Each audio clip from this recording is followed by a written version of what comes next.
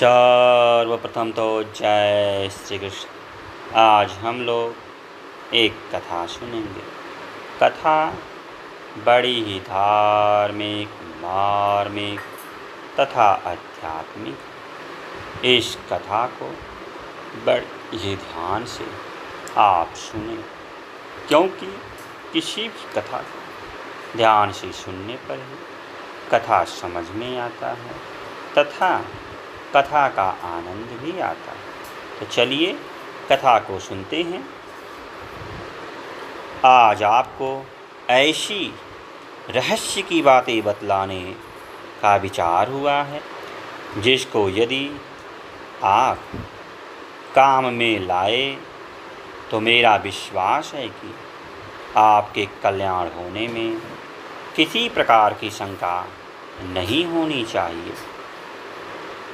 आप लोगों को अपने मन में यह विश्वास रखना चाहिए कि हर समय भगवान को याद रखने से आपके साधन में उत्तरोत्तर उन्नति होकर आपका निश्चय ही कल्याण हो सकता है।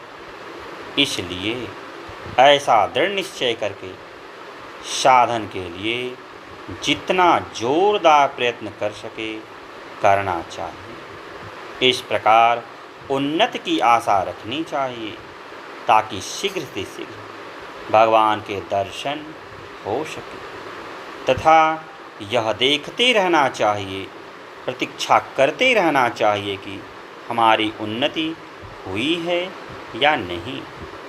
जिस प्रकार हम किसी आदमी के आने की प्रतीक्षा किया करते हैं, उसी ही प्रकार प्रतीक्षा उन्नति के लिए करके उत्तरोत्तर भगवान में विश्वास बढ़ाकर अपना कल्याण कर लेना चाहिए।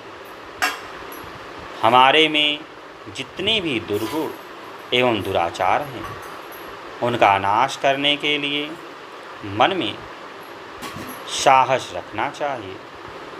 दुर्गुण दुराचारों का भगवत कृपा से नाश होना तो कोई भी कठिन काम नहीं। भगवान की दया एवं भगवान के भजन के प्रभाव से इनका बहुत ही शीघ्र नाश हो सकता है। प्रयत्न करने पर भी इनका जितना नाश हो जाना चाहिए उतना नाश नहीं हो रहा है। इसका क्या कारण है? साधन में क्या कोई भूल है? कौन सा चोर है? उसको खोजना चाहिए। खोज करके जो दोषी पाया जाए उसको हटाना चाहिए। यद्यपि उनको हटाने की अपनी तो सामर्थ्य नहीं, लेकिन भगवान की तो बहुत बड़ी सामर्थ्य है। भगवान के भरोसे पर हमको आशा रखनी चाहिए और सद्गुण सदाचारी की प्राप्ति में इस प्रकार का विश्वास रखना चाहिए कि इनकी प्राप्ति बहुत शीघ्र अनायास ही हो सकती है। इस प्रकार का विश्वास करना बहुत लाभ की चीज़ है। यदि हम लोगों में सद्गुण एवं सदाचार की वृद्धि नहीं होती है तो उसमें हमारी मूर्खता के सिवा और दूसरा क्या कारण हो सकता। हमें अपनी इस प्रकार की मूर्खता के लिए लज्जा आनी चाहिए और सद्गुणों की प्राप्ति नहीं हो रही है इसके लिए शोक करना चाहिए कि हम लोगों को इतना विलंब क्यों हो रहा है। उत्तम गुण एवं उत्तम आचरण ये अमृत के समान है। हम लोगों को ख्याल करना चाहिए कि हम जो इस प्रकार का साधन किसी प्रकार की कामना को लेकर करते हैं, यानी कामना सिद्धि, कीर्ति, आराम या अन्य लौकिक पदार्थ, सांसारिक ऐश, भोग आदि जिस किसी निमित्त को लेकर उत्तम आचरण किया करते हैं, उन उत्तम आचरणों के द्वारा इन सभी प्रकार की लौकिक वस्तुएं उनको मिल जाती। लेकिन जो ज्ञानवान बुद्धिमान मनुष्य हैं वे उन सब सांसारिक वस्तुओं को ठुकराकर असली चीज़ की प्राप्ति के लिए ही अपना लक्ष्य रखा करते हैं। उत्तम आचरण यानी जो दुर्गुण एवं सदाचारी है उसी को धर्म कहते हैं। धर्म उसी को कहते हैं जो हमारे इस लोक एवं परलोक के लिए कल्याण देने वाला होता है। जो इस प्रकार के धर्म यानी उत्तम आचरण, सद्गुण, सदाचारों का आचरण करके उनसे अपनी कामना की सिद्धियां, स्वर्ग की कामना लक्ष्य रखते हैं, उनको उनकी कामना की सिद्धि वह स्वर्ग की प्राप्ति हो जाती है। और जो इस प्रकार धर्म का आचरण करने का लक्ष्य भगवान की प्राप्ति रखते हैं उनको भगवत प्राप्ति होकर उनका कल्याण हो जाता है। इसलिए हम लोगों को यह समझ लेना चाहिए कि दुर्गुण एवं दुराचारों के आचरण से हम लोगों का पतन एवं सद्गुण सदाचारों के पालन करने में हमारा हित है। हम लोगों में जो यह समझ की कमी है यह भी खतरे की बात है। अतः कारण की दो प्रधान वृत्तियाँ मन एवं बुद्धि, मन को दुर्गुण एवं दुराचारों का आचरण प्रायः स्वभाव से ही प्रिय लगता है, लेकिन बुद्धि को यह दुर्गुण दुराचार बुरे लगते हैं, इसलिए बुद्धि उनका विरोध किया करती है।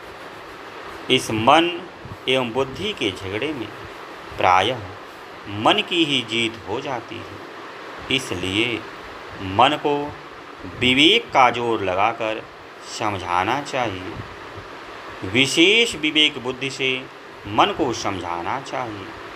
जब विवेक के कारण मन को वास्तव में यह बात जग जाएगी कि इसमें अपना पतन है, तब वह उस बात को मान लेगा, समझ लेगा। जिस प्रकार से एक रोगी है, उसको वैद्य बतलाता है कि अमुक चीज़ तुम्हारे लिए कुपथ्य है, यदि उसको नहीं छोड़ोगे तो उस कुपथ्य के कारण तुम्हारा रोग बढ़कर तुम्हारी ही मृत्यु हो जाएगी। रोगी को जब यह बात ठीक तरह से समझ में आ जाती है तब वह निश्चय ही उस कुपथ्य को छोड़ देता है। इसी प्रकार जो भव रोग से पीड़ित है और उसको अपना रोग, अपना कुपथ्य विषय भोग समझ में आ जाए कि यह बीमारी है, वस्तुतः यह कुपथ्य है, इस प्रकार से समझ में आने पर उसके द्वारा सुधार की आशा की जा सकती है। वास्तव में सद्गुण, सदाचार एवं ईश्वर भक्ति का साधन अमृत के समान वस्तु, इसको अमृत के समान समझकर विवेक एवं वैराग्य युक्त बुद्धि के द्वारा श्रद्धा एवं प्रेम के साथ इनका सेवन करने के लिए तत्पर हो जाना चाहिए।